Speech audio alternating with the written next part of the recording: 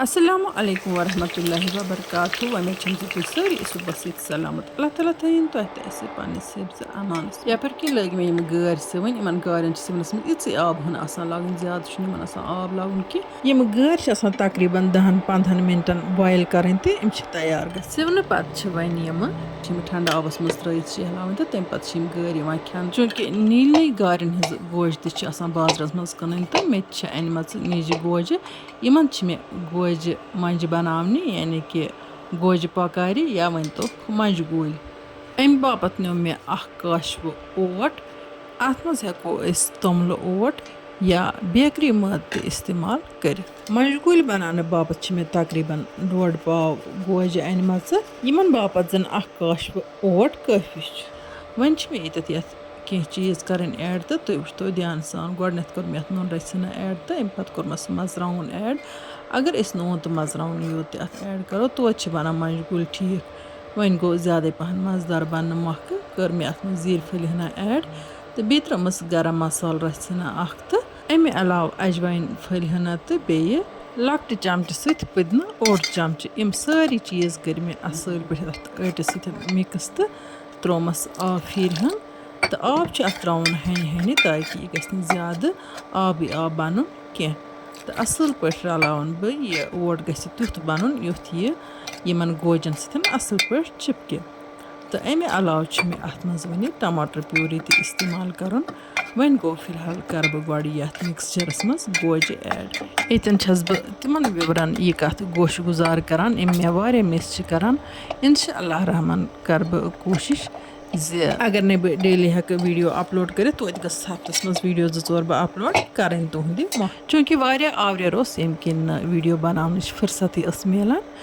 तो इंशाअल्लाह रहमान मे उम्मीद अगर मे ये वीडियोस मज गैप द्राय ٲखरस पे वन बह ये मज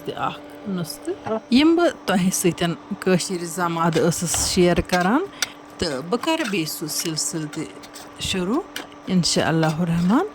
वन गो अगर तह मेन वीडियो टायर खसान वीडियो जो लाइक करान तो पन्न सो शेयर करान जान जान कमेंट लिखित जायकाज कश्मीरी किचनस लोल बरान अल्लाह ताला बर तह त लोल यपर कि वो ताय मज त्रो मे तेल तो तेल गरम गि त्रा मे तेलस पे गोज तेलस पे त्राने पे दस्ती खलन दिन कह बल्कि इन दिन अक साइड गो हना फ्राई गसन ताकि गोज फुटन कह तिज तेलस मज त्रावन सत नरमान इन गि वोन गसन कह बल्कि गसन गोज सोबुत सोबुत रोजन यम गोज नेबर किन क्रिस्पी गसान तो अंदर किन सॉफ्ट आसान अके अंदर फ्राई गसन पत फिर मे यम गोज दोमे अंदर चूँकि मे मंजगूलन हज रेसिपी तह सत परस शेयर कर्म तथ रेसिपी मज मे नेब्रिमें गारन गोज कज मज तो तिमन गोजन मे मंजगूल बनमित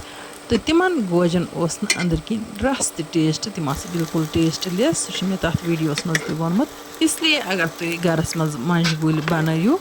तो काशरन गारन हजन गोजन गि मंजगूल बनावन यम बड़ मज़ेदार गसान तो नुन चाय सत कुस लुत्फ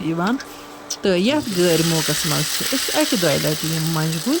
हमेश बनावान तुम वुचान गोज तव गई फ्राई तो वन त्रे मे अत मज बाकी गोज तो फ्राई करने बापत यम गार गोज सेहत बापत सठे मुफीद तो बेन मज आयोडीन आसान तिज चीज़ आबस मज वपदान तथ मज आयोडीन आसान इसलिए यमिस आयोडीन डिफरेंसी तो तमिस बापत ज़्यादा मुफीद गार गोज गसन अन्य बचन तन दिन जंक फूड्स बजाय जंक फूड गसन अवॉइड करें तो